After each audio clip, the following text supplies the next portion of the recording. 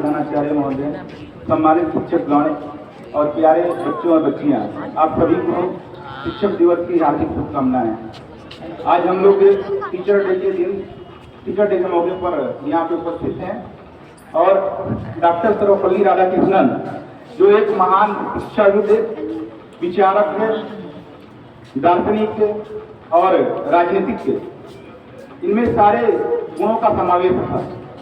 उन्हीं के बारे में उनकी कुछ महत्वपूर्ण बातें हम आप लोगों से चर्चा करेंगे।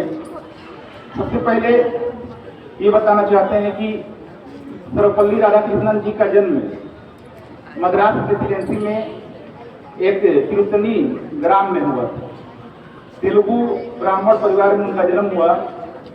उनकी शिक्षा वहीं पर संपन्न हुई। वो अपनी जो पढ़ाई थी, पोस्ट ग्रेजुएशन की, मास्टर डिग्री फिलॉसफी से उन्होंने पीजी करने के बाद डॉक्टरेट की उपाधि ली और उसके बाद मद्रास यूनिवर्सिटी में उन्होंने दर्शन शास्त्र में असिस्टेंट प्रोफेसर के रूप में काम किया।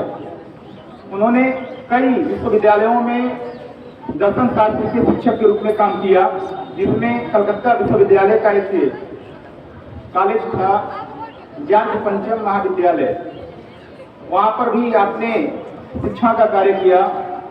और यहीं तक नहीं, आपका सफर बहुत आगे तक रहा। डॉक्टर राधाकृष्णन जी ने ऑक्सफोर्ड विश्वविद्यालय में 1936 से 1952 तक असिस्टेंट प्रोफेसर के रूप में काम किया। वो बीएचयू के भी वाइस चांसलर के रूप में कार्य किए। उन्होंने आजादी के बाद दिल्ली यूनिवर्सिटी के भी वाइस चांसलर के रूप में कार्य किए। तो एक महान व्यक्तित्व ये आज जन्मदिन को हम शिक्षक दिवस के रूप में मना रहे हैं।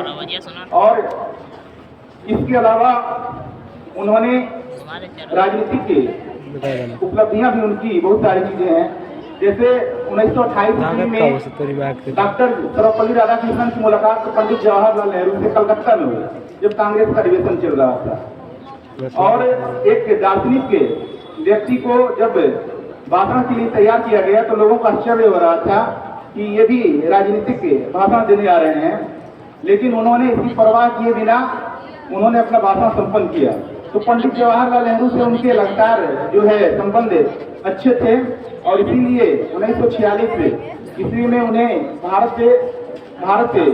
से यूनेस्को में हमेशा जो है राजदूत भेजे जाते थे कि भारत की जो भी यहाँ पे समस्याएं हैं यूनेस्को में, वहाँ पे चर्चा किए जाए।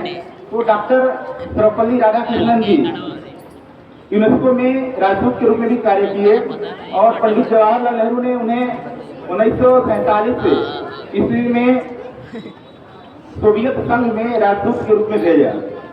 वहां पर उनकी मुलाकात स्टालिन से होनी थी, जो वहां का चांसलर था, लेकिन स्टालिन उनसे मिलना नहीं चाहता था।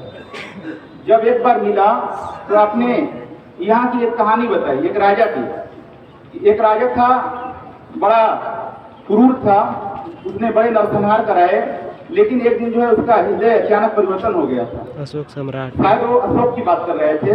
तो इससे स्टालिन भी बड़ा प्रभावित हुआ। तो डॉक्टर सर्वपल्ली राधाकृष्णन की राजनीतिक जीवन में भी बड़ा महत्वपूर्ण योगदान था और इसीलिए जब वो सोवियत संघ से वापस लौटे थे तो पंडित जवाहरलाल नेहरू ने उन्हें उपराष्ट्रपति पद के लिए नामांकित किया और उन्होंने उपराष्ट्रपति के पद का चुनाव जीता और वो भारत के पहले उपराष्ट्रपति के पद पर निर्वाचित हुए। और इस तरीके से उन्होंने लगातार 2 बार उपराष्ट्रपति के पद के रूप में कार्य किया। उन्हें 1954 ईस्वी में भारत का प्रथम जो बड़ा पुरस्कार होता है भारत रत्न, उससे भी सम्मानित किया गया।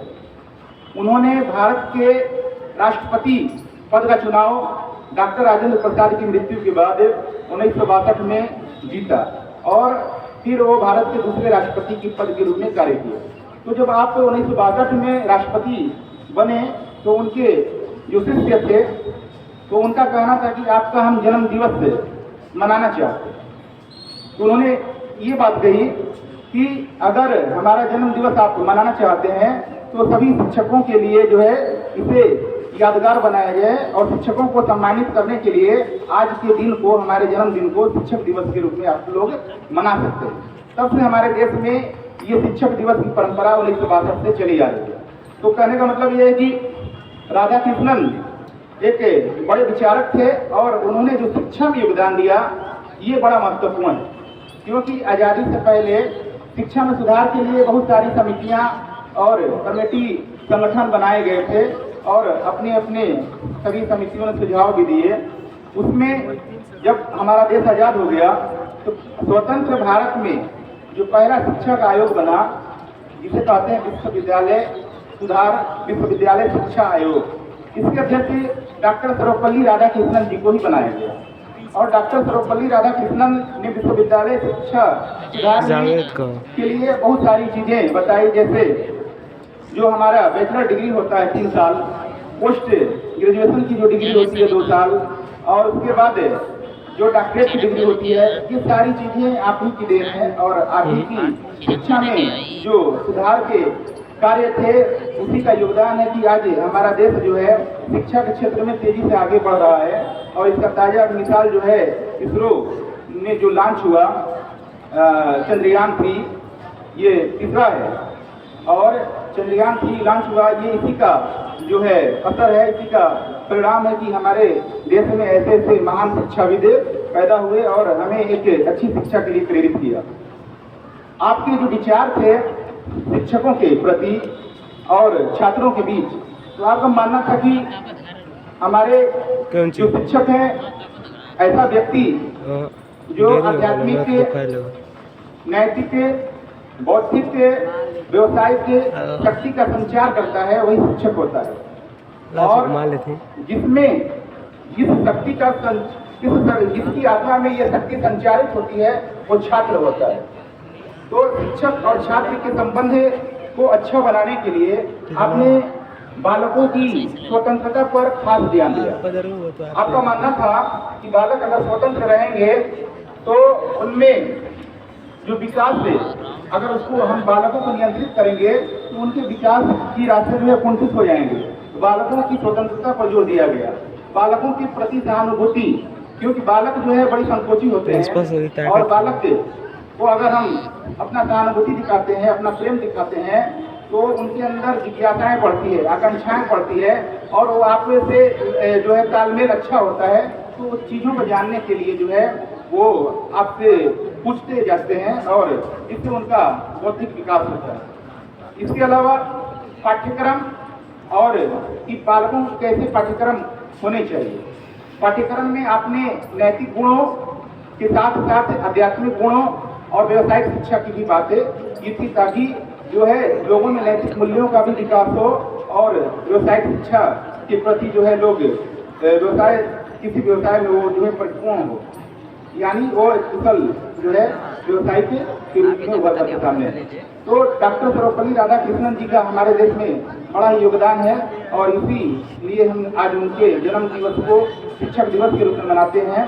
और आप किसी भी शिक्षक को सम्मान देना चाहते हैं तो आप शिक्षक की पढ़ाई हुई बातों को, बताई हुई बातों को, जो वो कहा करते थे कि संचारित, जिसकी आत्मा में शक्तियाँ संचारित होती है वही छात्र होता है। तो आपकी आत्मा में भी हम लोग चाहेंगे कि ये शक्तियाँ नैतिक, बौद्धिक, आध्यात्मिक, व्यवसायिक, ये सारी ज्ञान की शक्तियाँ आपकी आत्मा में संचारित हो और आपका विकास हो और देश में आप भी एक आपका भी बड़ा महत्वपूर्ण योगदान आगे चल करके हो सके। तो यहीं पर अपनी बात को खत्म कर सकता हूँ।